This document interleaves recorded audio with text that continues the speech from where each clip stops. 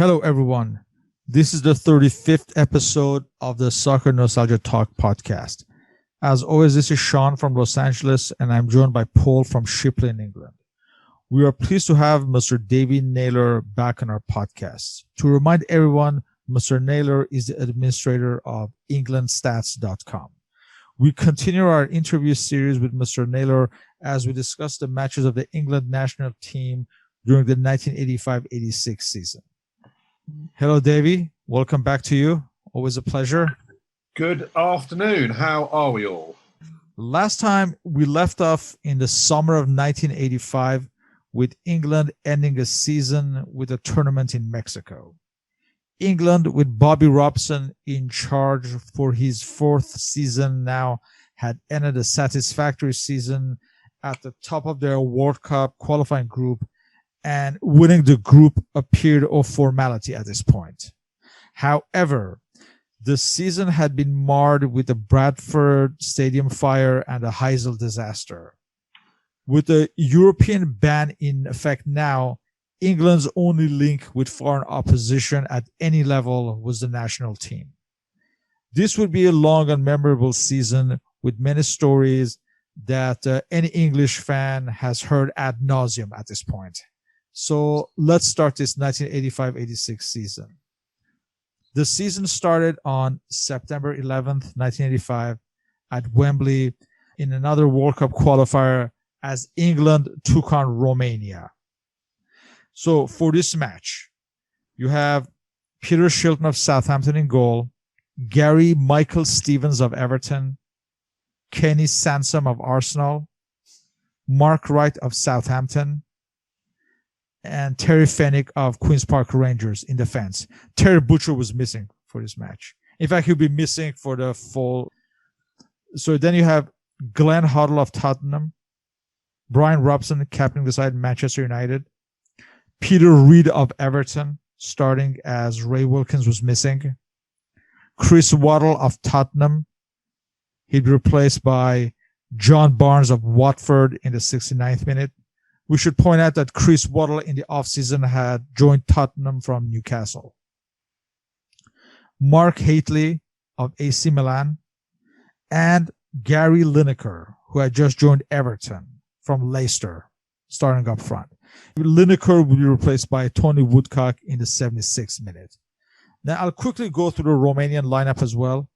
You have Silvia Lung of Universitatea Craiova, Nicolae Negrila of Universitatea Craiova, Stefan Jovan of Steaua Bucharest, Costica Stefanescu, the captain from Universitatea Craiova, Nicolae Ungureanu of Universitatea Craiova, Mircea Rednic of Dinamo Bucharest, Ladislau Boloni of Steaua Bucharest, Michael Klein of Cornivul Hunedoara. He'd be replaced by Dorin Matut of Cornivul Hunedoara in the 87th minute. George Hagi of Sportul Studentesc. Marcel Coras of Sportul Studentesc. He'd be replaced by Romulus Gabor in the 82nd minute. And Rodion Kamataru of Universitatea Craiova. And the side was managed by Mircea Lucescu. England would take the lead when Glenn Hoddle beat a Romanian offside trap in a free kick, and he was basically left alone to score in the 25th minute. And Romania would tie the match in the 60th minute through Kamataru. But as far as England, this was just one more point on the road to qualification, which seemed set at this point. What do you remember from this match? I remember this goal, Glenn Hoddle's goal, very well. It's a free kick on the left. It's Samson takes a free kick, and just before he takes it, the whole of the Romanian defence. I mean, this is the most calamitous offside trap I've ever seen. I think in international football, all of the Romanian everybody gets a message apart from one defender. I can't remember who the defender is, but one guy plays Hoddle onside, and he is now 20 metres onside, and he still has quite a bit to do because he's quite at an angle, but he finishes it quite well. But it's very calamitous. Yeah, it's a big risk to take for a free kick. Yeah, and it not really everyone's on board. You know? And just prior to this as well, about 8 minutes before this, actually, there is, I think, quite a legitimate goal ruled out, which is another free kick. England are very intricate with a couple of step-overs and a curling free kick, which Fenwick flies through the air to nod home, but it was given as offside. Looking at the replays again, I'm not entirely sure it was. And later on, almost in the last minute, Barnes has a looks like a reasonably good goal chalked off as well. So England, I think they would have been a bit disappointed that they didn't win this match, but they're still top of the group. They've got the whipping boys Turkey to come next, and they only need another 2 points probably. Don't forget, this was the time when 2 points for a win. Right. You've got 2 points for one point for a draw. So the Romanian goal in the second half is actually a very good goal as well. The striker Karamadru, he gets played down the middle and he keeps two defenders off and beats Shilton, and it's a very good, both very good goals actually in this game. But I do, the Hoddle goal really sticks out in my memory. I remember that. As you said, the next match on October 16th, once again at Wembley versus Turkey, always appeared to be a formality as England had won the previous fixture 8-0 in the previous season. For this match, you still have Butcher missing, but Wilkins is back in the lineup. You have Peter Shilton of Southampton in goal, Gary Michael Stevens of Everton, Kenny Sansom of Arsenal, Mark Wright of Southampton, Terry Fenwick of Queen's Park Rangers, Glenn Hoddle of Tottenham, Brian Robson of captaining the side Manchester United. He'll be replaced by Trevor Steven of Everton in the 65th minute, Ray Wilkins of AC Milan in Italy, Chris Waddle of Tottenham, Mark Hatley of AC Milan. He'd be replaced by Tony Woodcock of Arsenal in the 83rd minute, and Gary Lineker of Everton. In this match, Peter Shilton earned his 74th cap, which was now a record for English goalkeepers. The English, wearing red shirts, struck first through Chris Waddle in the 15th minute. Gary Lineker would score a hat-trick in the 18th, 43rd, and 54th minute, and Robson scored in the 35th minute. As far as Gary Lineker, who had joined Everton, and he'd end up as the league's top goal scorer, this display pretty much, I think, cemented him as the starter up front for England, not only because of his season, but because of these goals as well. What do you remember? Yeah, this is Garrett Lineker's first hat-trick that he gets.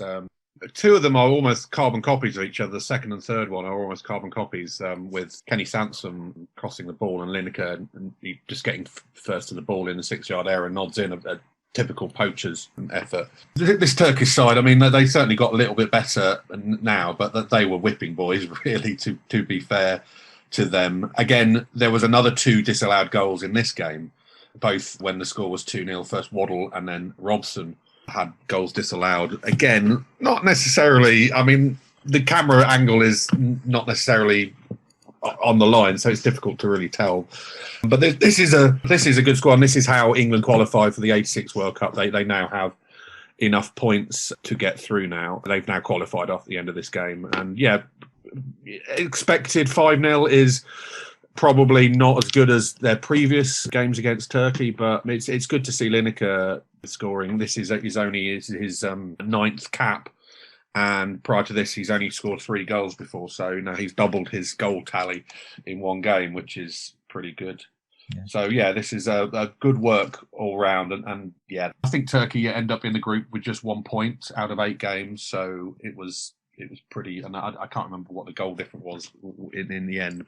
And you mentioned the kit as well. This is a very weird kit. They wear red Umbro, was it at this time? Yeah, but it was black. But yeah, the black shorts was something. It was a combination that wasn't really done before, I don't think, right? No, it looked like the Manchester United team, a kit of the 80s as well. It's odd to see.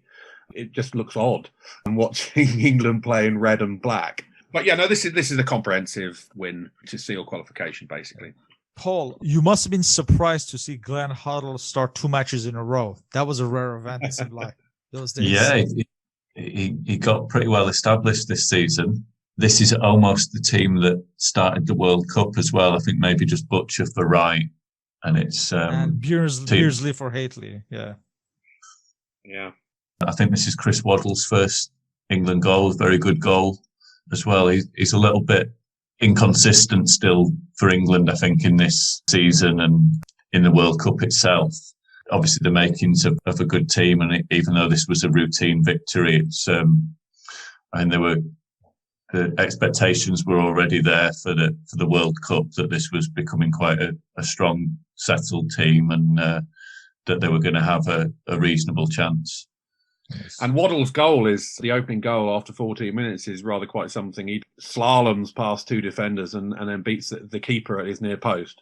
It's quite a good goal for your first goal. It's quite a memorable one, I think. Not quite Madonna-esque, Maradona-esque. Not quite like that, as we will talk about later. We'll get to that, yes. Yes, but it's not a bad goal. It's very good. And Madonna was there as well. Probably. We come to the end of the World Cup qualifiers in the following month, once again at Wembley, as England took on Northern Ireland. Now, for Northern Ireland, Pat Jennings, the goalkeeper of Tottenham at this time, he was earning his 113th cap, which made him the world's most capped goalkeeper at this point. For this match, England were missing Hatley, Robson, and Butcher.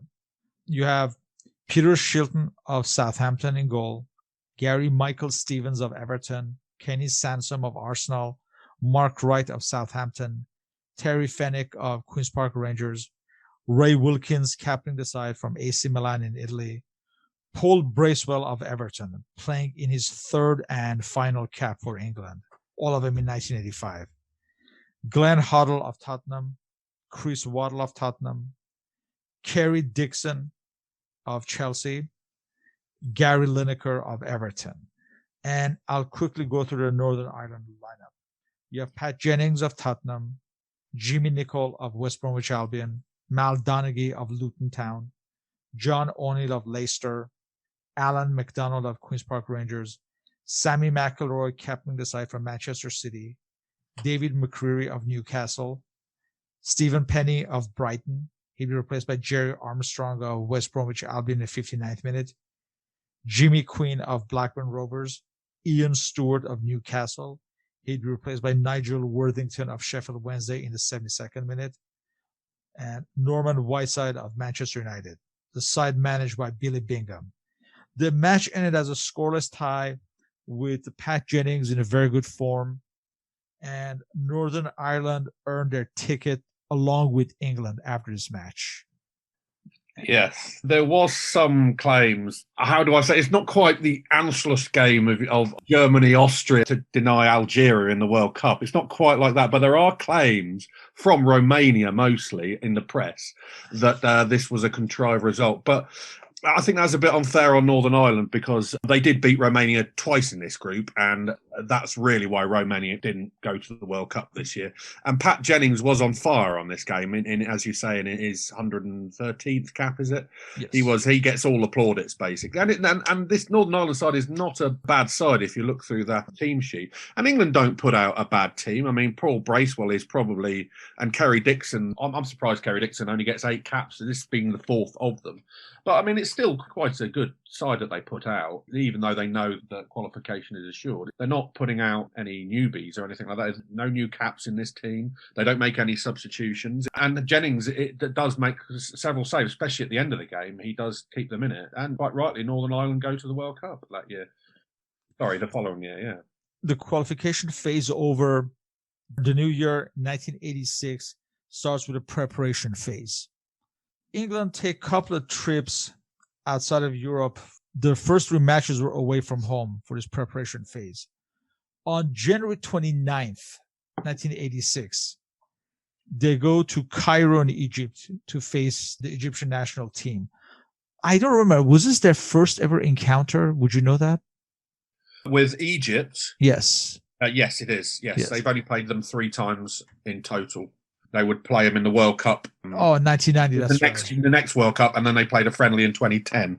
Oh, yes. So this was the first encounter between the nations. Yeah. And In fact, it must have been the first time England had been on African soil for some time, it feels like. But yeah, I don't remember when the last time would have been. But for this match... Question. I don't know that. That's a good question. This might be the very first game on African soil. I'll have to check that. Give me to the end of the podcast. I'll work it out. Okay, so for this one, you have Robson, Butcher, and Hoddle missing. This is the match where you've seen all the photographs with a group in front of the Sphinx and Gary Lineker on a camel. Very famous photos of England football history. For this match, there was some experimentation done. You have Peter Shilton starting a goal from Southampton. He'd be replaced by Chris Woods of Norwich in the 75th minute. This was Chris Woods' second cap. His first one had been in the previous June against the United States. You have Gary Michael Stevens, Mark Wright of Southampton, Terry Fenwick of Queen's Park Rangers, and Kenny Sansom of Arsenal. Trevor Steven of Everton. He'd be replaced by Ricky Hill of Luton Town in the 76th minute. Now, Ricky Hill, this was his third and final cap. This had been his first recall since playing against West Germany back in 1982 in our very first podcast for England. Ray Wilkins captaining the side from AC Milan.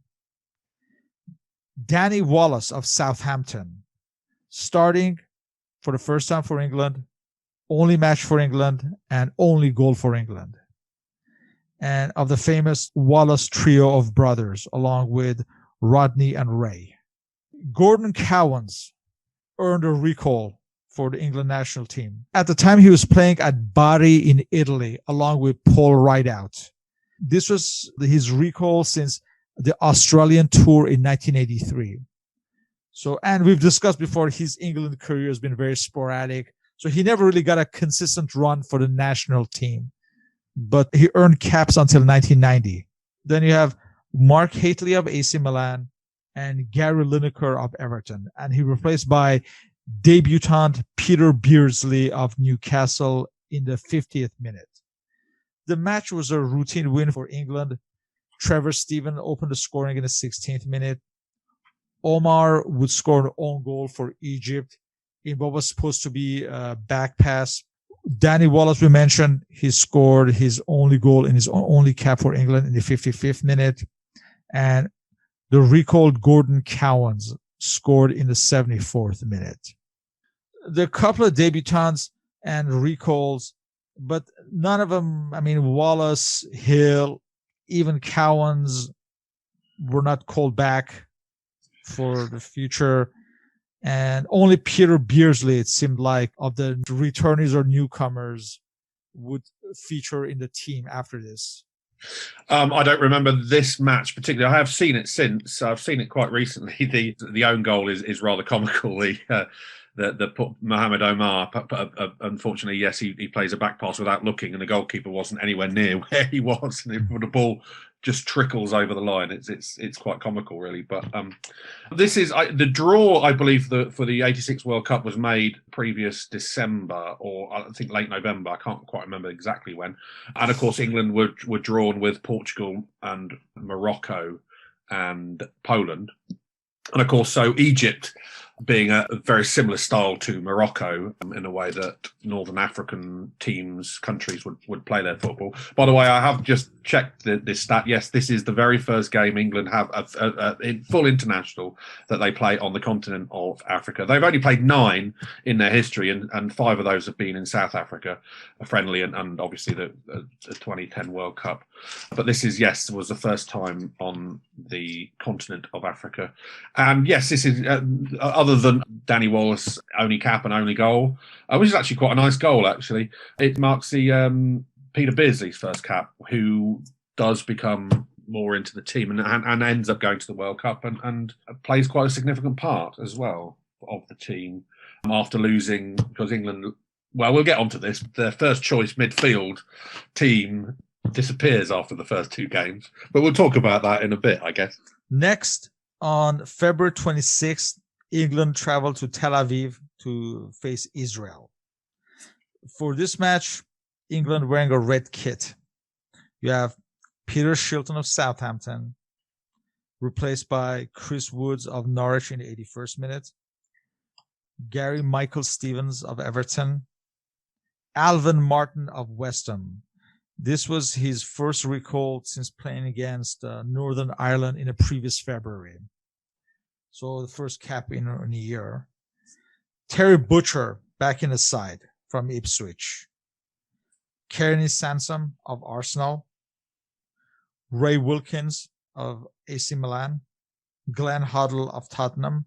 Brian Robson captaining the side from Manchester United. Chris Waddle of Tottenham, replaced by John Barnes of Watford in the 80th minute. Peter Beardsley of Newcastle starting for the first time, as Gary Lineker was missing, as well as Mark Hatley, which allowed Kerry Dixon of Chelsea to start. And Dixon will be replaced by Tony Woodcock of Arsenal in the 53rd minute. This was Tony Woodcock's 42nd and final cap. His first cap had been in 1978. So in this match, Eddie Ohana gave Israel the lead in the 7th minute. And Brian Robson would tie the match in the 51st minute. And he would score a penalty in the 86th minute to give England the win. This is another run for Kerry Dixon, who would be no more than a reserve for the starting options as far as Bobby Robson was concerned. We see Butcher's back in the lineup. Kerry Dixon, this is his 5th cap. He only gets 8, but it would seem that Beardsley comes in, and there's no obviously Lineker in this game, so that's why Dixon is up front. But it would seem that Beardsley comes along and usurps Dixon for his place and effectively for the World Cup. The winning goal by Brian Robson is a penalty after Avi Cohen, the captain, handles on the line. There are 2 Avi Cohens, as the old football chant goes. There are actually 2, not in this game, but in the next game that England play against Israel, there are actually 2 Avi Cohens on the pitch, which is rather confusing, and it's not to be confused. But this is the captain, Avi Cohen, who handles the ball. The opening goal by Israel is rather a bit calamitous for England, and it takes them quite a while to get back into the game. They eventually win it with a penalty at the end. I suspect probably Bobby Robson is rather happy that, although it doesn't look a very pretty game, but I think he would be rather happy that England have these tests on foreign soil. And they've never, around this time, they always found it slightly difficult, especially beyond Europe. So I think that's what these games were designed. Playing in Egypt and then playing in Israel was designed to play abroad, non-European away games. That was the idea, because they were heading to Mexico. Not that being in February, they would have had either the heat, and they certainly wouldn't have had the elevation, which they would get in Mexico. But I guess this is the best he could do during the time, and also with similar opponents that he might expect to come up with in the group stage. So I'm only guessing here, but that's the reason why that they schedule these 2 friendlies. But it wasn't a great game, to be honest. And the TV footage, I don't remember this at all personally, but the TV footage is very grainy and very difficult to watch. So it's very difficult if you could probably find anyone who remembers this game. Next, we stay on the European soil, but again, it's a long trip to Tbilisi in the former Soviet Union. As on March 26th, England faced the Soviet Union. Now, remember, in June of 1984, they had lost to Wembley, to the Soviet Union, which were a decent side. For this match, you have Hatley, Stevens, and Robson missing. You have Peter Shilton of Southampton in goal. Viv Anderson of Arsenal starting ahead of Gary Stevens. You have Mark Wright captaining the side from Southampton. Terry Butcher of Ipswich, and Kenny Sansom of Arsenal. Glenn Hoddle of Tottenham. Ray Wilkins of AC Milan in Italy. Gordon Cowans of Bari in Italy. He replaced by Steve Hodge of Aston Villa in the 53rd minute. This was his first cap for England. As far as Gordon Cowans, this was his last cap until 1990. Getting back to Viv Anderson, this was his first recall since playing against the United States in June of 1985. So getting back to the lineup, you have Chris Waddle of Tottenham. He replaced by Trevor Steven of Everton in the 75th minute. Peter Beardsley of Newcastle, and Gary Lineker of Everton. This match was won by goal by Chris Waddle in the 67th minute. I'll quickly go through the Soviet lineup. You have Irina Dasayev captaining the side from Spartak Moscow, Alexander Bubnov of Spartak Moscow, Vladimir Bessonov of Dynamo Kiev. He's replaced by Gennady Litovchenko of Dnipropetrovsk in the 57th minute, Alexander Chivadze of Dynamo Tbilisi, Anatoly Demyanenko of Dynamo Kiev, Oleg Kuznetsov of Dynamo Kiev. Graham Souness would sign him for Glasgow Rangers in 1990. Sergei Gotsmanov of Dynamo Minsk, Alexander Zavarov of Dynamo Kiev. He'd replaced by Igor Dobrovolsky of Dynamo Moscow in the 75th minute, Sergei Aleinikov of Dynamo Minsk, Georgy Kondratiev of Dynamo Minsk, Sergei Rodionov of Spartak Moscow, and replaced by Oleg Blokhin of Dynamo Kiev in the 57th minute, the 1975 Ballon d'Or winner. And the side was managed by Eduard Malofiev. For England, this was a significant away win. Anytime you can win on Soviet soil under difficult conditions is a good result. So I'm sure Bobby Robson must have been pleased with this win. I'm sure he was. I mean, again, I think this is a deliberate design here. Again, you're playing the Soviet Union in '86. England's final group opponent would be Poland. I wouldn't necessarily say Poland and the Soviet Union played similar football, but geographically they are close together, and that would probably be a factor in it. Also, you notice this is in what is now Georgia, Tbilisi in Georgia. It's not in Moscow. I think, again, this could be down to the FA and Bobby Robson asking, when they arranged the friendly, can we not play it in Moscow? I want to get these players out of their comfort zone. Where else can we play? And putting it in Dinamo Stadium. I can't think of another reason why this is played in Tbilisi. It seems to me that this is a request from the FA to say, let's make this as difficult as possible for our players and see how they cope.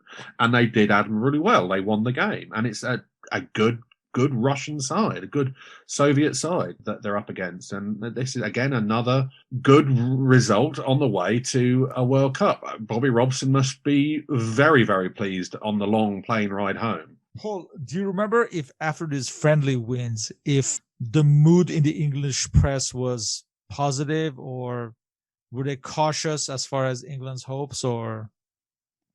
Yeah, I think the previous game they'd been quite critical. The Israel game, there was a poor performance, but this one was obviously a really good win against one of Europe's better teams at the time. I think Bobby Robson always had it was a slightly difficult relationship with the press. They were very quick to stick the knife in after a bad result, and I think that continued right up to 1990, really. But I think overall the signs were positive, that the team had got some good results, was looking reasonably settled, and I think there was some optimism about the World Cup, especially after this win. Next, we come to the annual England-Scotland match. This time as part of the Rouse Cup, the Stanley Rouse Cup, in its second season. So obviously at this point, the Stanley Rouse Cup in these first 2 years is only between England and Scotland. For this match, which would be the last friendly before finalizing the squad for the World Cup.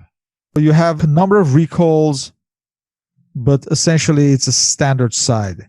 So this match at Wembley on April 23rd, you have Peter Shilton in goal from Southampton, Gary Michael Stevens of Everton, Kenny Sansom of Arsenal, Dave Watson of Norwich. He gets a recall. This is his first recall since playing against the United States in the June of previous year. You have Terry Butcher of Ipswich, Glenn Hoddle of Tottenham, Ray Wilkins, captaining the side from AC Milan. He replaced by Peter Reid of Everton in the 46th minute. Steve Hodge of Aston Villa, starting for the first time. He'd replaced by Gary Andrew Stevens of Tottenham in the 75th minute. Gary Andrew Stevens last played against Northern Ireland in February of 1985. Chris Waddle of Tottenham, Mark Hatley of AC Milan, and Trevor Francis playing in Sampdoria in Italy. This would be, unfortunately, Trevor Francis's 52nd and final cap. And again, this was his first recall since the Mexican tour in 1985. And Trevor Francis' first cap had been in 1977. Quickly going through the Scottish lineup, you have Alan Ruff in goal from Hibernian, Richard Gough of Dundee United, Maurice Malpas of Dundee United, Alex McLeish of Aberdeen, Willie Miller of Aberdeen, Graham Souness captaining the side from Sampdoria in Italy, Steve Nicol of Liverpool, David Speedy of Chelsea, Charlie Nicholas of Arsenal. He'd be replaced by Pat Nevin of Chelsea in the 57th minute, Roy Aitken of Celtic, and Eamon Bannon of Dundee United, in a side managed by Alex Ferguson.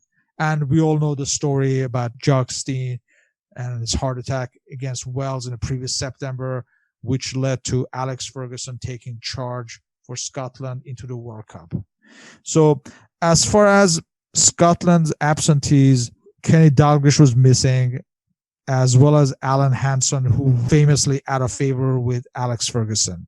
Alan Ruff started because also Jim Leighton was missing for Scotland. For England, Robson was missing, Gary Lineker and John Barnes, Peter Beardsley and Mark Wright. So Wilkins captained in place of Robson as always. As far as the match itself, England would take the lead in the 27th minute after a number of headers in the box, and finally Terry Butcher headed it in. They doubled the lead just before halftime, where Kenny Sansom took a very powerful shot from outside of the box that Alan Ruff parried. Glenn Hoddle picked up the rebound. In the 56th minute, Scotland would get a penalty kick after Terry Butcher fouled Charlie Nicholas in the box.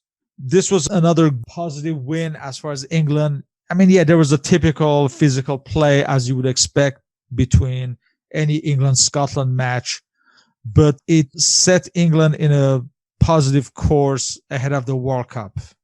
Yeah. So to just go back for listeners who don't know about the Rouse Cup, after the British Championship ended in 84, for various reasons, it kind of collapsed. Basically, nobody was really into it. Apart from the only fixture really that made money and people attended was the England-Scotland fixtures.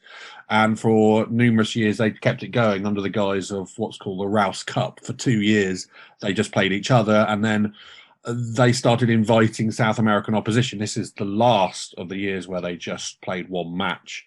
And it's interesting that Bobby Robson recalls Trevor Francis, who has not played, yes, as you said, since the last summer. I'm guessing he does this because he doesn't have Lineker available, and he just maybe wants to see if he still has legs to be able to do it. Clearly, he doesn't think much because he doesn't pick him again. He certainly doesn't go to the World Cup. Is it also like giving him one last shot to make a case for himself, perhaps? Maybe it could be, or just one last hurrah, like Wayne Rooney's last hurrah a couple of years back. Maybe, I'm not entirely sure, really. But this is his last cap. It seems a bit odd to recall him, only if he just wants to look at other options, I guess. I mean, that's the only thing I can think of. And also, it's interesting that Peter Reid replaces Wilkins at half-time. I guess he wants to see Peter Reid can do that job. And then you were missing Captain Marvel, Brian Robson, here as well. So, yeah, he's looking at squad players here a little bit in this match. And but it's his Glenn Hoddle and Terry Butcher. Those two are well settled now in the squad, and they're the two that come up with the goals to win this game.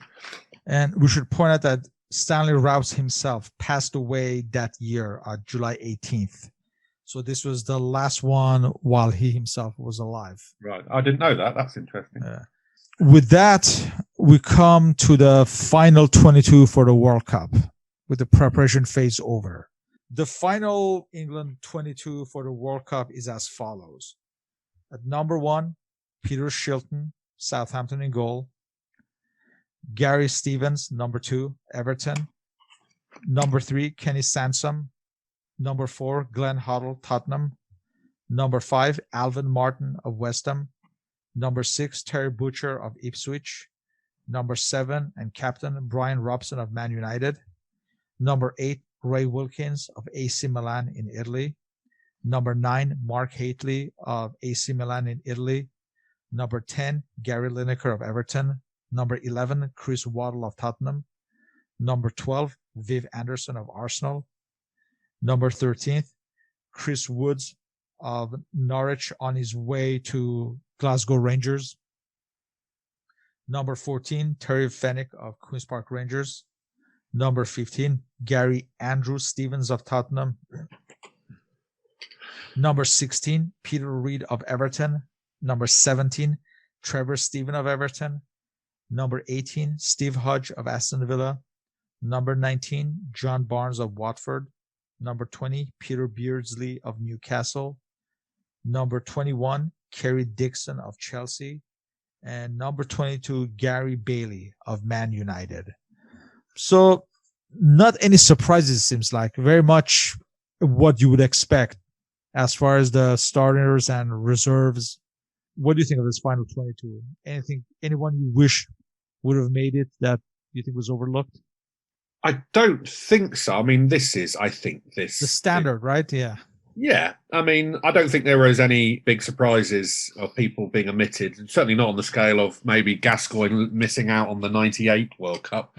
I don't think there will be many hotels' rooms trashed after this selection was picked up. Yes, maybe Trevor Francis might have been in contention after being brought back for that Scotland game. But there's a number of inexperience here. Forgetting your keepers, obviously, Bailey and Woods had only played 6 caps between them. When you've got to be someone like Peter Shilton, who had already into his 80s in caps. But Beardsley was single figures, Hodge was single figures, Gary Andrew Stevens, Peter Reid, single figures. Michael Stevens was still in single figures at this point. Really, there is not so much experience. Only Kenny Sampson, Brian Robson and Ray Wilkins had over 50 caps. Terry Butcher having about 40. Even Hoddle was only in his 30s, a number of caps. So it's not a very experienced. And the age which of this cap, everyone is under 30 apart from Shilton. Shilton's 36. And everyone's under 30, with Peter Reid blooming quite late, getting his caps rather late at the age of 29, and Viv Anderson as well. And the youngest being John Barnes and Trevor Steven are the 22-year-olds for this tournament. So it's a youngish squad. It's not the youngest in the tournament. It's an inexperienced squad. And but I think this is the best one he could have picked, definitely. How about you, Paul? Anything stands out in this final 22? I think Mark Wright's the only one that you would have said would probably have been in that squad. He was injured. I think he broke his leg. He might have even been in the starting lineup, I think, alongside Butcher.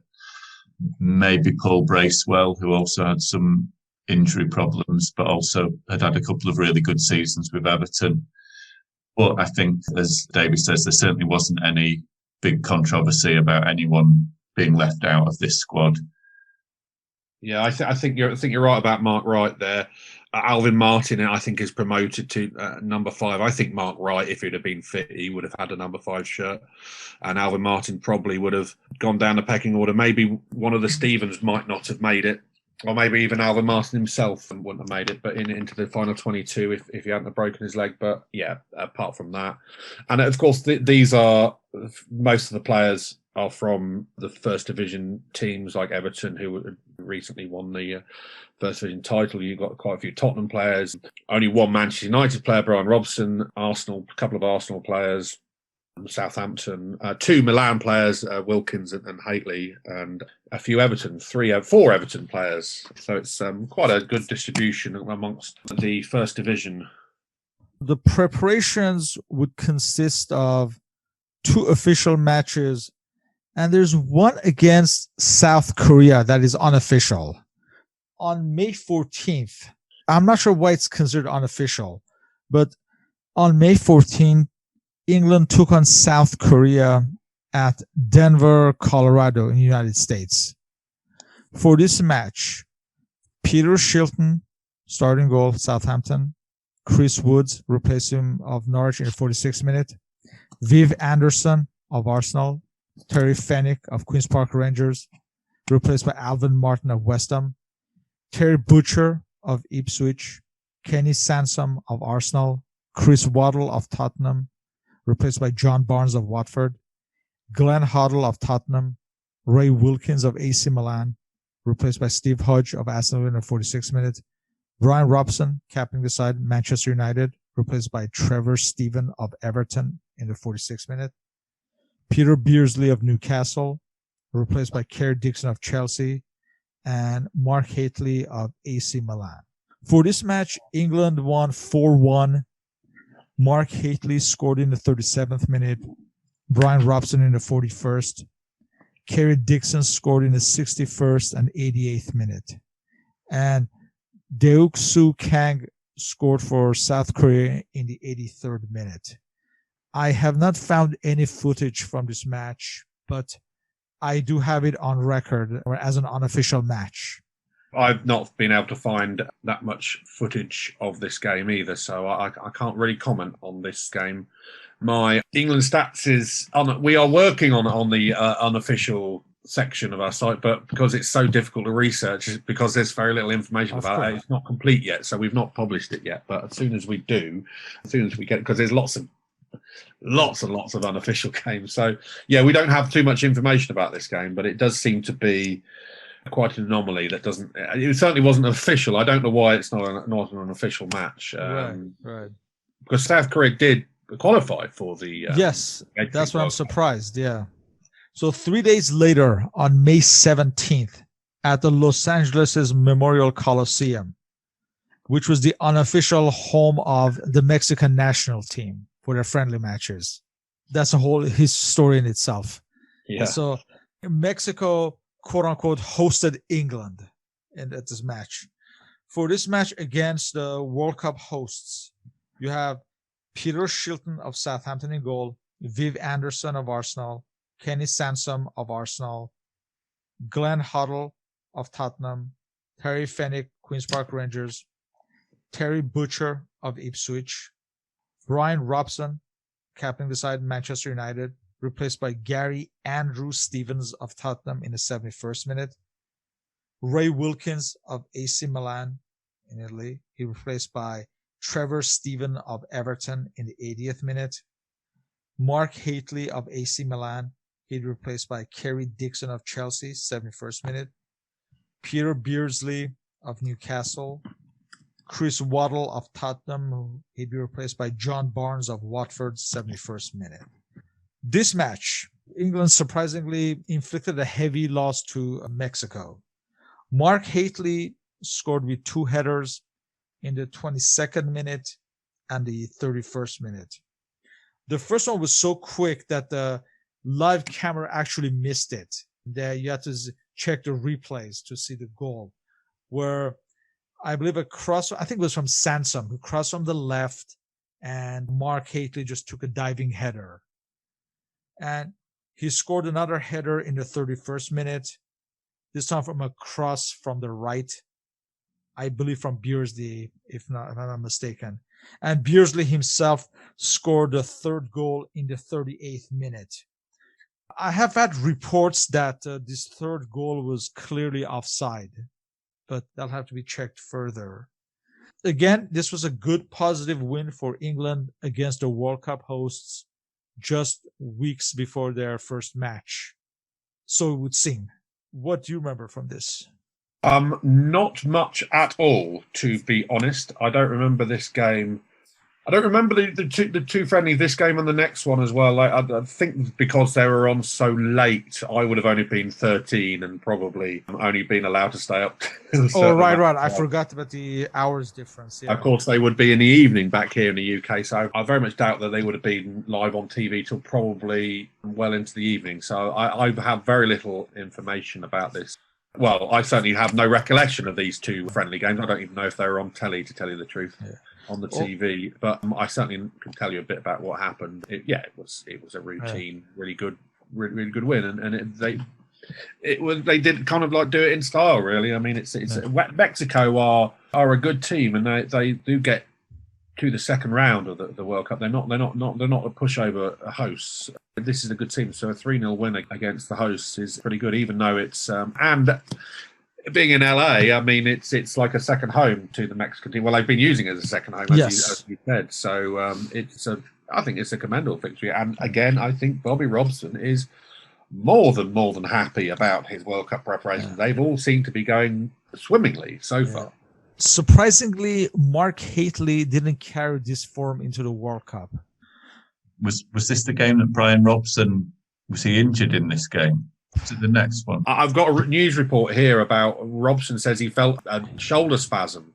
So this is a warning. Oh, so it started from here. Oh, I see. It started from here, but he carried on. They didn't sub him, not until 71st minute. Yeah, 71st minute, but he did feel it. And the reports say that England are virtually operating with 10.5 men. And Bobby Robson is quoted saying, "I can't avoid flinching every time the skipper goes into that sort of situation." But of course, Robson is Brian Robson. He would play on and he would just keep going. So I think Bobby Robson was very, very frightened of every time he took the field because he was so fragile at this point. And as we will see, a week later at Burnaby, they took on Canada, another World Cup qualifier. For this match, as far as Canada, I'm trying to remember if they played him in the 60s. I could be wrong about that. No, this is the only game. This is the only game? They might. They certainly played unofficial games against Canada 100 years ago or so in the 1910s, 1920s. But this is certainly the very first official game, the only game that England have ever played against Canada. Oh, okay. So for this match, you have Peter Shilton, Southampton, replaced by Chris Woods of Norwich, 46th minute. Gary Michael Stevens of Everton, Kenny Sansom of Arsenal, Alvin Martin of West Ham, Terry Butcher of Ipswich, Glenn Hoddle of Tottenham, Roy Wilkins captaining the side from AC Milan, Steve Hodge of Aston Villa, replaced by Peter Reid of Everton in the 73rd minute, Mark Hatley, AC Milan in Italy, Gary Lineker of Everton, replaced by Peter Beardsley in the 66th minute, and Chris Waddle of Tottenham be replaced by John Barnes of Watford in the 73rd minute. This match, England won 1-0. Mark Hatley scoring in the 58th minute, taking advantage of a rebound after a free kick. Once again, yet another win ahead of the World Cup. Yes, and also against another, again, outside their comfort zone, playing an away game in a different continent. And Canada had qualified for the World Cup. It's the only World Cup they've qualified for. And they struggled. The pitch is awful. I'm looking at the video from it. The pitch looks absolutely terrible. Yeah. And we should mention managed by Tony Waiters, who recently passed away, former England international. What else do you guys remember from this match? This time it was Lineker went off injured. I think this was the wrist injury that meant he had to wear the plaster cast in the World Cup. So that was the major worry, I think, adding to Brian Robson, that then Gary Lineker, who's obviously the main goal scorer at this point, there's then a doubt about his fitness. So the game itself, I think, was pretty forgettable by all accounts, but it just added to the worry of another key player having a potential problem ahead of the World Cup. Yeah, indeed. Yeah. Because we all have memories of that bandaged wrist all through the World Cup. And yeah, this is how it happens in this game. And of course, they don't risk Brian Robson at this point, this last hurrah before the World Cup gets underway with Portugal a week later. It's a tough place to go. It's a horrible pitch. I was going to say that the inexperienced side, but I mean, they did qualify for the World Cup that year, doing rather well. So, I mean, they're not pushovers, I would say, but I think they make England look very ordinary, let's just say. We come to the World Cup itself, where England are based in Monterrey at Estadio Tecnológico. For this first match against Portugal, we should mention that this is not a Portugal of a decade later where they could hold their own with the best. This is a pretty poor Portuguese side who had issues of their own. There was the Saltillo affair where there was a fight between the federation and the players over bonuses, among other things. But that's another story. But suffice to say, this was not a vintage Portuguese side.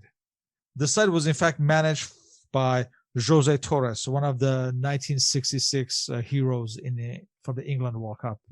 England were heavily favored for this match going into it. Let's go through the lineups first. So you have Peter Shilton of Southampton, Gary Michael Stevens of Everton, Kenny Sansom, Arsenal, Terry Butcher of Ipswich, Terry Fenwick of Queen's Park Rangers, Glenn Hoddle of Tottenham, Brian Robson captaining the side, Man United. He replaced by Steve Hodge of Aston Villa in the 79th minute, Ray Wilkins of AC Milan, Mark Hatley of AC Milan, Gary Lineker of Everton, and Chris Waddle of Tottenham, who would be replaced by Peter Beardsley in the 79th minute. As far as the Portuguese side, you have Manuel Bento, the goalkeeper, captaining the side from Benfica, Antonio Souza of Sporting, Alvaro of Benfica, Frederico of Boa Vista, Augusto Inacio of Porto, Carlos Manuel of Benfica, Jaime Pacheco of Sporting, Fernando Gomez of Porto. He'd replaced by Paulo Futre of Porto in the 73rd minute, Antonio Oliveira of Benfica, Diamantino of Benfica. He'd replaced by Jose Antonio of Belenenses in the 82nd minute, and Antonio Andre of Porto.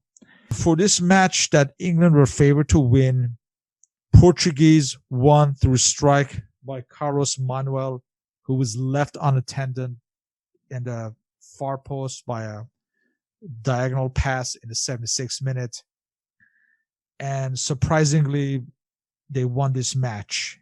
England was already in a crisis mode after this first match. What do you guys remember? Yes, this didn't go so well. England found it very difficult to penetrate the Portuguese defence. The Portuguese defended for most of the game and then hit England on the break at the end and scored the goal of the game. It was a very surprising result, really. I don't think anyone would have put money on Portugal winning this game. They, as you said earlier, they weren't the side which they would become later in the 90s, and certainly not the side that they are now. They were very poor. It's not too long since England are scoring 10 goals against Portugal and 5 goals. It's not so long ago that happened in the 50s, 60s. They've taken a long time. Since the 80s, they've become a very good team very, very quickly, but they were still a very poor team back in the 80s. But I mean, good enough to qualify for a World Cup, but England expected to win this game. And what with Robson going off, hurtling into Bento, the Portuguese keeper, it's a disaster, really. It could not have gone worse, let's just say.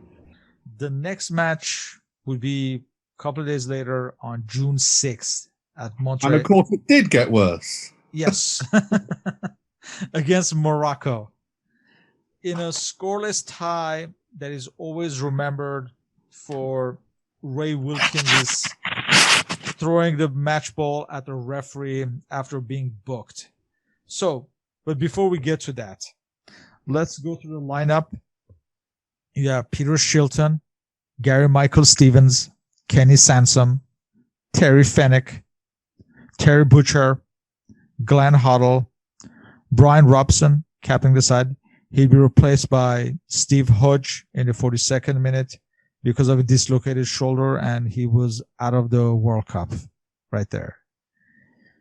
Ray Wilkins, we mentioned, would be sent off at the same time after throwing the ball at the Paraguayan referee after he was angry at being booked. And Mark Hatley, replaced by Gary Andrew Stevens of Tottenham in the 76th minute, Gary Lineker, and Chris Waddle. Incidentally, in this match, England had 3 captains within 3 minutes. So obviously you have Brian Robson, who had to leave the field because of his shoulder injury. So he passed the armband to Ray Wilkins, who was sent off immediately after throwing the ball. And then finally, Peter Shilton took over as captain for the remainder of the tournament. So in one shot, England lost 2 of its starters in this match. And a bleak situation looked even bleaker after this, the scoreless tie. Yes, this is, as David Lacey in The Guardian says quite eloquently in his thing, woes pile up for England, which is understatement. Yes, so in the previous game, Brian Robson was hurling himself into the keeper, doing all sorts of stuff. And this time, his already iffy shoulder totally gave out, as he did a similar thing as well. And just before half-time, he dislocates his shoulder, and that's the end of his tournament. Incidentally, he would do almost a very similar thing in the next World Cup as well, which he would miss out on after the first game as well. And now, the Ray Wilkins red card. Now, if you're looking at the footage, I think he's really hard done by here. I think it's really... I mean, he's already on a yellow card, which I guess he should be more reserved. But he does throw the ball at the referee, but it's not in any way malicious or anything. He just throws the ball at the referee, and it just so happens to hit the referee. That, I think, is the problem. And the referee, who was, I believe the referee was from Paraguay, decided that was enough, and off you go. So within 4 minutes, no, 2 minutes of losing Robson, then you lost Ray Wilkins, and it was compounded with the fact that Morocco defended very, very deep and parked the bus, basically, and England couldn't get anything from the game. They were impotent for most of this game, and compounded with losing to Portugal in the first game, it meant that they had, thankfully, because of only 2 points for a win still, they were not out of it, because they'd received 1 point for this game, and they could still qualify quite easily with 4 points. Don't forget that in this World Cup, it was 24 teams, so it wasn't just the 2 group winners that would go through to the next round. It was also 4 of the 6 third-place teams would go through as well. So England weren't necessarily dead and buried yet. They needed to beat Poland, though, most definitely. Fortunately for them, neither Portugal nor Poland were doing particularly well themselves, so that gave them somewhat of a lifeline still. From a group, yes, this is the paradox of this group, really, for England, is that they're very, very poor. They're in an easy group. England have got an easy, on paper, a very, very easy group. And don't forget, in the last World Cup in 1982, they breezed through their group. The only time England have actually taken maximum points from their group, when they beat France and Czechoslovakia and Kuwait. They got 6 points, obviously, two for a win in those days. And it seemed very much that this was a similar thing. They get done by Portugal, a classic defend, attack game, and impotent against Morocco. But thankfully, yes, they still have Poland to come, who they still have a long way out of this. And it goes on to show that teams are drawing with each other and beating each other. In fact, Portugal, who beat England, actually go home bottom of the group during the next match, because they lose 3-1 to Morocco, who also drew with Poland, who then drew with England. None of this group is consistent, and that helps England. Also, very similar to the next World Cup, which I guess we'll talk about sometime next year when we get round to the next World Cup. In fact, at so much point that actually, I believe Ireland and Holland are separated by drawing of lots. It becomes, because everybody draws with each other. In this case, everybody either beats each other or draws with each other, and it becomes everybody's still in it to the very last game. England get lucky, very, very lucky. Apart from this last round of matches, this was a somewhat of a dire group as far as the matches to watch. It could have been so much easier. Poor old Northern Ireland get stuck in with Brazil and Spain. And Scotland get lumped in with Uruguay, West Germany and Denmark. And this is when Denmark were a really good team. Yeah. England got out of this group. They're playing very poorly until, for half an hour, for the one half of one match, they play well which is what we're going to talk about next. Yes, we come to where the legend of Gary Lineker is born in the World Cup history. So this is June 11th at Monterrey, with England taking on Poland in a do-or-die match for them. They have to win. Bobby Robson decides to make a couple of changes, with Wilkins and Robson out of the World Cup at this point, plus Mark Hatley not meeting expectations up front. He made some changes. We start with the new captain, Peter Shilton, in goal, Gary Michael Stevens, Kenny Sansom, Terry Butcher, Terry Fennick of Queen's Park Rangers, Glenn Hoddle, Peter Reid starting, as well as his clubmate Trevor Steven and Steve Hodge. And up front, you have Gary Lineker. He'd be replaced by Kerry Dixon in the 86th minute, and Peter Beardsley as his new strike partner from Newcastle. He'd be replaced by Chris Waddle in the 76th minute. And of course, we all know this match to be the Gary Lineker match, where he scored in the 9th, the 14th, and the 34th minute to help England qualify to the next round. I'll also quickly go through the Polish lineup, some familiar names. Josef Mlinarczyk of Porto in Portugal, Marek Ostrowski of Pogoń Stettin, Roman Wojcicki of Widzio Lodz, Waldemar Matizik of Górnik Zabrze. He replaced by Andrzej Bunkol of Legia Warsaw, 46 minute. Jan Urban of Górnik Zabrze, Stefan Majewski, playing in Kaiserslautern in West Germany, Włodzimierz Smolarek of Widzio Lodz, Richard Komornicki of Górnik Zabrze, replaced by Jan Karasz of Legia Warsaw in the 22nd minute, Krzysztof Palak of Lech Poznan, Zbigniew Boniek captaining the side from AS Roma, and future Celtic player Dariusz Zikanovski of Legia Warsaw. Side management Antoni Piekniczek. Again, this is a match that every England fan knows about. Everyone knows about the goals by Lineker. Is there anything that we don't know? Yes, this is. I remember this match. This is, in my mind, is the clearest match. I mean, this is my birthday, back in my 13th birthday. As a special treat, I was allowed to sit up and watch this because it was on. I believe it was on a Wednesday night. It's definitely a school night at 4 p.m. Mexico time, Monterrey time. So I don't know what time that would be back home. It certainly would be probably past my bedtime, 8-9 o'clock in the evening. It would have certainly started. Certainly wouldn't have finished. Probably later, I think. It would probably have been a bit later, yes. Midnight or 1 a.m., I think.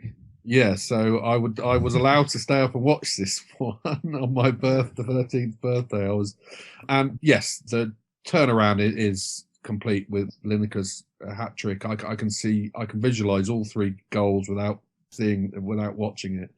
Interestingly, going back to what I was saying about how lucky England are with this, I mean, they play well for one half of one game, this half. The second half, they just knock the ball around and Poland don't really do anything. They get close, England do, but they don't add any more. All the teams in this group only win one game, and there are two draws as well in this game. And that 3 goals are rather important because it means it puts England on goal difference ahead of Poland. Poland do qualify as one of the third best placed teams. But if you look at what happens in the next round, Morocco, who win the group on 4 points, go and play West Germany. Poland, who come third on 3 points, go and play Brazil. And England, who get second place on 3 points, play Paraguay. They get very lucky again with it. Obviously, they meet the best team in the tournament in the following round, but they weren't to know that then. But they certainly at this point have got really very, very lucky. But this game is all about Gary Lineker, and to me, the most memorable hat-trick probably I can ever remember, I think. And he would not stop there. So England, as you said, are in the second round against Paraguay. This time they played Azteca on June 18th for this match with the New England lineup. You have Peter Shilton captaining the side, Gary Michael Stevens, Kenny Sansom, Alvin Martin, Terry Butcher, Glenn Hoddle, Peter Reid. He replaced by Gary Andrew Stevens of Tottenham in the 58th minute. And this will be his 7th and final cap for England. For this last half an hour, commentators had a trouble because both Gary Stevenses were on the field. So you have Trevor Steven of Everton, Steve Hodge of Aston Villa, Gary Lineker, Everton, and Peter Beardsley. And he'd replaced by Mark Hatley in the 80th minute. Again, Gary Lineker would score for this match twice in the 31st and the 73rd minute. And Peter Beardsley would score in the 56th minute to cement his place as Gary Lineker's strike partner. England looked in good shape at this point. The Wilkins and the Robson withdrawals had surprisingly allowed Steve Hodge to stake a claim in the team. He does very well, so much so that Wilkins, after he'd done his suspension, doesn't come back. Robson is obviously out for the tournament, but Wilkins is not. Oh, right. Wilkins never got another cap, did he, after this? No, that was it. Yes. Watching this back again, I was at school watching this. I think I was at school. I seem to remember watching it was an early lunchtime kickoff, I remember. It might have been after school, I can't remember. But I remember watching it with all my classmates. Maybe we were around at somebody's house or friend's house or something. We thought the Paraguayans at the time were slightly heavy-handed a little bit. There was one occasion just before Beardsley scores the second goal. I think Lineker is actually off the pitch on a stretcher because he's been he's elbowed right in his throat. They were a little bit agricultural with their tackles, shall we say, the Paraguayans. But this again it's a lovely trivia question, England trivia question. Who scored the other goal in England's 7 goals at the 1986 World Cup? And of course, it's Peter Beardsley, who's the only other scorer. But here they are, 4 matches in, and they've managed to score 6 goals, having not scored any in the first 2. It's quite a turnaround. Yeah, I guess it's all open to conjecture how the team would have fared with Robson and Wilkins and the tactical formation not being as is. It's open to debate. Yes, exactly. I think they do get found out when they start playing a decent team in the next match. But yeah, who knows what would have happened if Robson would have been fit. Wilkins, who knows if he would have gone on any further. Obviously, he probably would have played in all the matches if he hadn't been red carded, but I certainly think this would have been his last tournament, most definitely. I think they just ended up with a really good balance, but by accident, not necessarily better individual players, but that combination of Stephen on the right and Hodge on the left. And I think having Peter Reid in there freed Hoddle up a little bit as well, in a way that he couldn't necessarily play when he was alongside Robson and Wilkins. It just ended up like that. And obviously Beardsley and Lineker proved to be a really good combination over the years as well. And Lineker was one of those, he was almost the perfect poacher, really, the perfect goal hanger in a way. I think he loves using that phrase as well. That's not a derogatory thing towards him. I think that's what he was. But he would always get on the end of crosses every time. All you've got to do is get it in the 6-yard box or on the penalty spot, and Lineker would be there. He had really good timing and really good knowledge of where the ball should be going. All you had to do is get it in there, and time after time, the 6 goals he scores. He's on the end of crosses, basically, and he's there, and he turns it in the net. And sometimes I don't know how he managed to do it. And in fact, well, we'll talk about it later. There's one time when he should have done it, when he didn't at the end of the Argentina match. But you wonder how he didn't score. But yeah, he had a knack of turning up and just popping the ball in the net from 2-3 yards. That's exactly what you want from a player like him. Let's come to that match. I don't think any football fan does not know about this match at this point, especially in last month. This match that, again, has gone down in football history, especially for England football history, for many, many reasons. This match on June 22nd at Azteca versus Argentina. Let's just run through the lineups. You have Peter Shilton captaining the side, Gary Michael Stevens, Kenny Sansom, Terry Butcher, Terry Fenwick, Glenn Hoddle, Peter Reid. He replaced by Chris Waddle in the 64th minute. Trevor Steven. He replaced by John Barnes in the 74th minute. Steve Hudge and Gary Lineker and Peter Beardsley.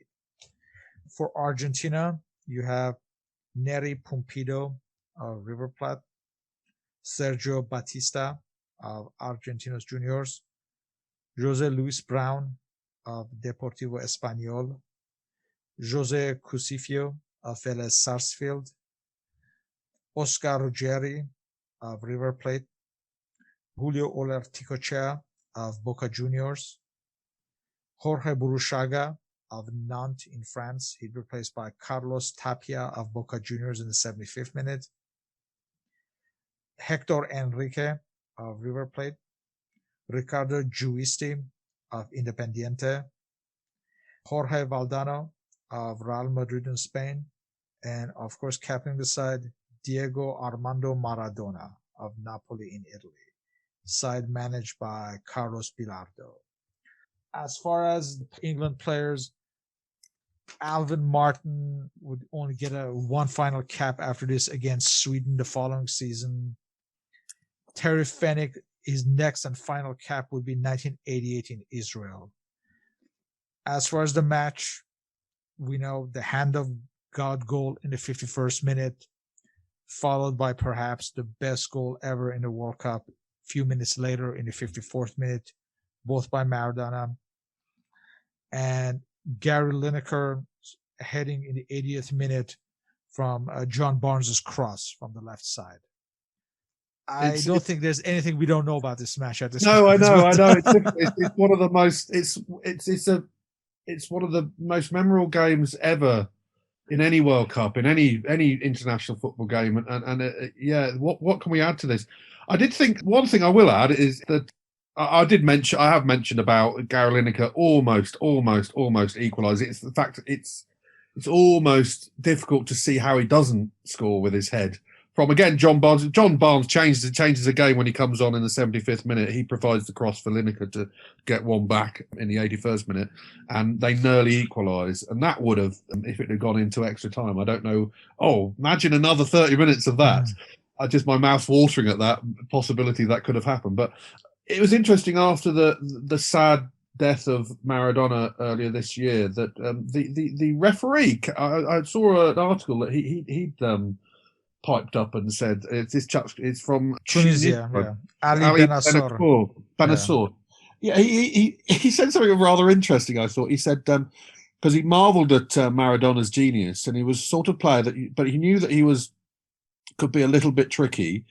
He said in an article that you had to keep an eye on him all the time. Well, clearly he didn't keep an eye on him that well, having scored one of the most deliberate handballs you've ever seen. But give him his due. Even the commentator, from the life of me, I can't remember who was commentating at that point. I think it was, I can't remember who was commentating on BBC TV, but he thought it was offside initially. It was only when you see the replays when it's clear, because who would have thought that diminutive Diego Maradona could have beaten 6 foot odd Peter Shilton to a ball? It doesn't make any sense. Everybody thought we couldn't possibly have. Everybody was calling for offside, but yes, from the replays, it is quite clearly. Another story is at post-match, Diego Maradona had to submit his urine samples, I guess, with Terry Butcher. He was afraid that he was going to knock him out. I guess. Yes, that's right. I remember Terry Butcher saying this. Yes, they were sitting there in a room on their own, and he was. Yeah, it's interesting as well. I noticed well after Maradona's death that I think there was an article in a paper. I think it was written by Peter Shilton. Peter Shilton's certainly not forgiven him. I know Gary Lineker has done a couple of TV things with Maradona. And he did a famous interview at his home. I think in 2006, maybe, I don't remember. But that's a famous one. I think he's certainly forgiven him for that goal, but Shilton hadn't. by the. I think it was supposed to be a nice obituary that Chilton was asked to write, but he was still very bitter about it. Let it go, Peter. Let it go. It's quite a long time ago now. But yeah, anyway, he's taken a lot of. I guess Peter Shilton has taken a lot of flack as far as social media and so forth. It's hard for us because we're not competitors at that level. It's hard for us to say how we would feel if we were in the same position. At the same time, I think it's fair to say that maybe it's not the proper time or the place to air those. They've concerns. been aired. They've been all that. And now we've got VAR, which would have sorted that out now. So there's not much more one can add to it, really. We just have to look back and remember this. This was on this. They showed the match online recently after Maradona's death, and I watched all of it, and it was just how I remember the game, and it was wonderful to watch it. And after a very nervy first half, then everything comes alive in the second half, and just watching Maradona in that second goal, it's just incredible what he does. Poor old Peter Reid is puffing his way, just chasing shadows. It's amazing what man can, from the little pirouette he does at the beginning on the halfway line all the way to the final touch. It's just it's probably one of the most amazing goals I think I've ever seen. Yeah. It really is. And if England were to go out of a World Cup, that's probably how I'd want them to go out, to be beaten by the star of the tournament, basically. Yeah. I think Terry Fenwick recently kind of owned up to the fact that they were also very physical towards Maradona during this match. Was that him or was it somebody else? I'm not entirely sure, no. Fenwick was definitely the worst for that, though. I think there were about 4 separate fouls that he could have been booked for in the game. I think England, everyone knew what Maradona could do. I think the tactic was just to try and crowd him out and get people around him. But obviously, even that didn't stop him. But yeah, Fenwick in particular was keeping a close eye on him in that game. Steve Hodge swapped shirts with Maradona at the end of that game. And he does have that shirt, that number 10 shirt, which probably has now doubled in value since his death earlier this year. So I don't know whether he'd ever want to sell it. He probably doesn't. I know he carries it around in a briefcase. Yeah, he said he was not going to sell it. I think there were some reports that he was willing to sell or thinking about selling, but then he denied it. That it would probably go for several million. I can't think of how something like that wouldn't, especially now. Anyway, yeah, what a season though for England though. Maybe they were disappointed, obviously, going into it because they had such a good build-up. But after the first 2 games, to actually get to where they got to was pretty good. This World Cup strengthened England's position, and they were essentially favorites for the following Euros. And I think shortly thereafter, I think Bobby Robson signed a new contract, I think until 91 after these performances. So England were in a good shape at this point. For the future with the national team looked good. Gary Lineker capitalized on his top goal scorer performance, and Terry Venables signed him for Barcelona just less than a month later, I think. England, I think they come out of this tournament having gone out in a way that they did was very disappointing. But yeah, Bobby Robson's England is on the up. I guess we'll talk about it in future episodes, but the next tournament, the big tournament they're in, they're very disappointing. But then they have their best result ever since '66. So it's a usual roller coaster for England football in major tournaments, and no less than in Bobby Robson's era. But there were some good players that he had. I remember watching people like Lineker and Waddle and John Barnes and Glenn Hoddle and thinking these are good players. And makes me think that maybe they should have gone on to win that 1990 World Cup. But that's a few podcasts down the line. We'll get to that in 4 podcast time. Just a minor note, we should mention that Gary Bailey, who was on the final 22, he only got 2 caps total, and his last one was in June '85 against Mexico. So he was not selected again for England. Yeah, he went as 3rd choice keeper, but he obviously never played. Right. It's very difficult with being second fiddle to Peter Shilton. I mean, way Don Revie did it was have Clements and Shilton alternate, which that's how he got around it. Because Clements was just as good as Shilton, I always thought, but I think Bobby Robson didn't want to do that, and so he just went with Shilton. And why not? I mean, even into his 40s, he was still one of the best keepers around. I think his penalty saving wasn't particularly great, but again, that's for another time. The takeaways for me is that Glenn Hoddle, I remember Soccer America magazine called him at the end of the World Cup, named him and the Frenchman Dominique Rocheteau as the most underrated players of the World Cup. Yeah. As far as Glenn Hoddle, and again, this is something we always bring up, me and Paul, in our podcast, about how he was always underused or underappreciated and so forth. But it seems like this is the one season where he was regularly called up, and I think he may have been his only season that he was regularly called up, it seems like. Yeah, it's interesting because I agree with you with Hoddle. I think we have actually talked about this in previous podcasts with Hoddle.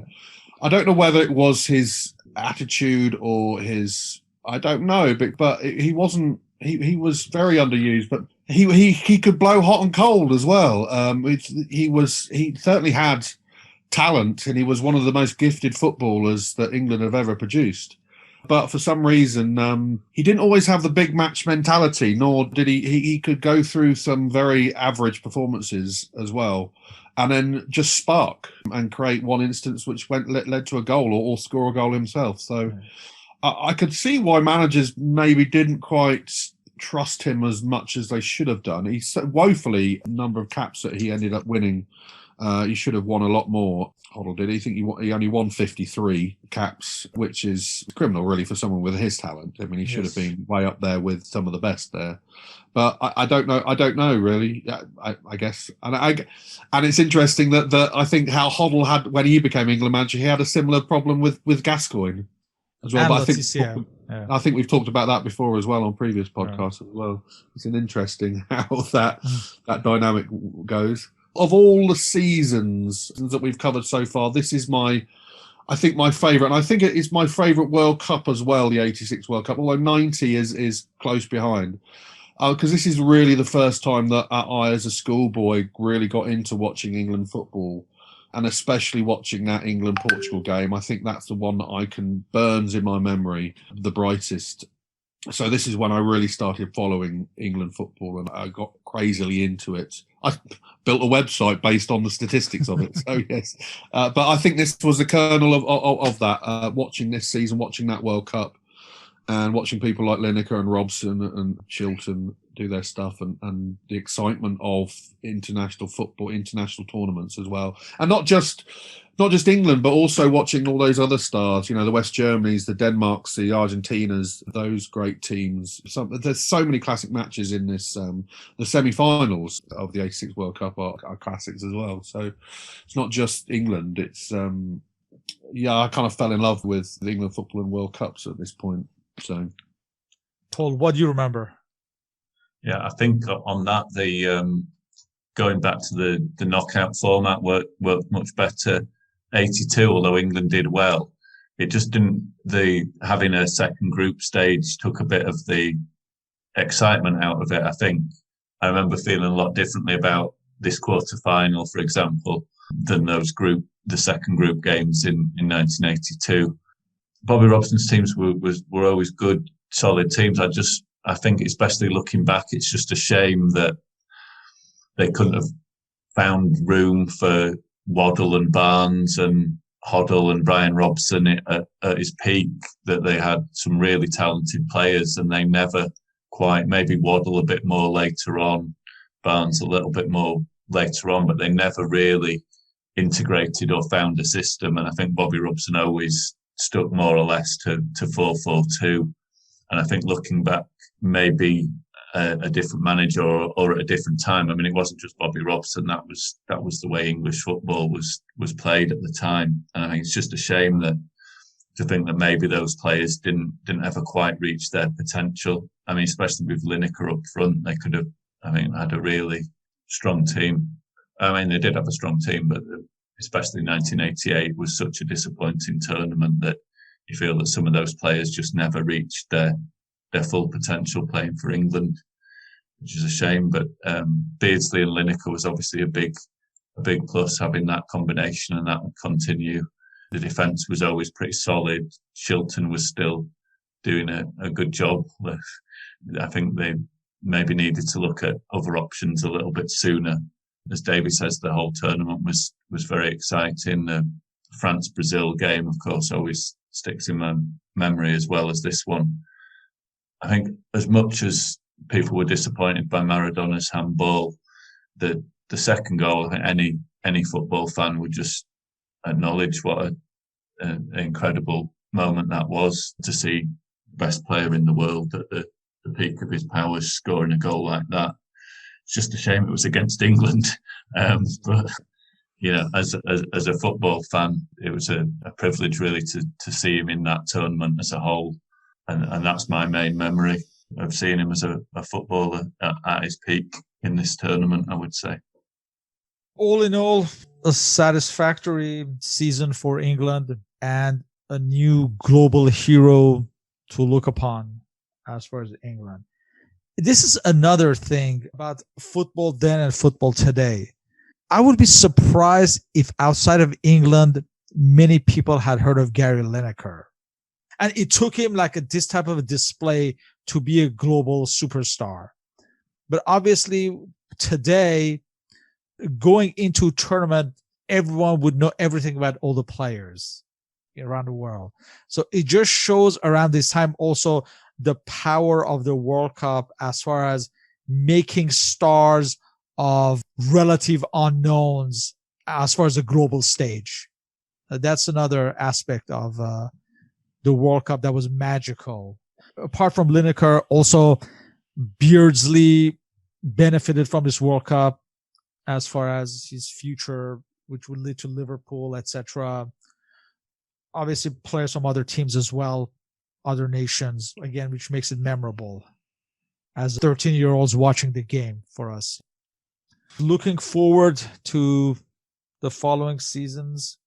Oh, are you? I'm not. It's not the most. This next season is good. This next season is positive. But it'll be quick because there's only the qualification was positive. There's only 8 matches in the whole of the next season. It's a very brief one. And, we got the 4-goal Lineker display in Spain. So that's the highlight. Yes, that's definitely the highlight. Oh, no, and a good win in Yugoslavia as well. But and of course Brazil at Wembley. Oh yes, the Rouse Cup. That's always a highlight. But we'll go through them all as always. Right. So once again, we'd like to thank you, Mr. Davey Naylor, for your continuous participation in this series. As always, feel free to leave questions and comments. For any questions or comments, you may contact us on my blog and on Facebook. I'm under Soccer Nostalgia. On Twitter, I'm at SP1873.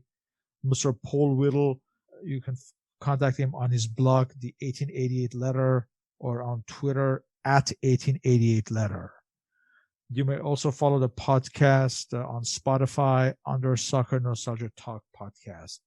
Mr. Naylor's contact info, you can check out his website, www.englandstats.com.